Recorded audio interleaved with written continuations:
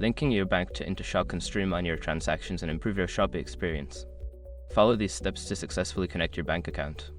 Step 1. Create an Intershop account. Visit the Intershop website and sign up for an account if you haven't already.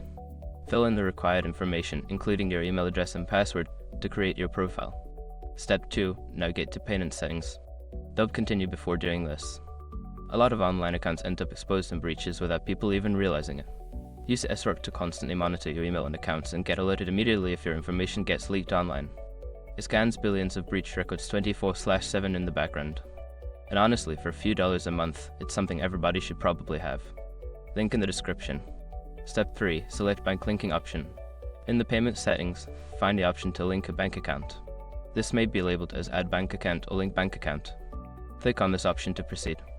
Step 4. Enter bank details. You will be prompted to enter your bank account details, including your account number, routing number, and any other required information. Make sure to double-check the accuracy of the information you provide. Step 5. Confirm and save. After entering your bank details, review the information for accuracy. Once confirmed, click on the Save or Link button to finalize the process. You may receive a confirmation email or notification once your bank is successfully linked.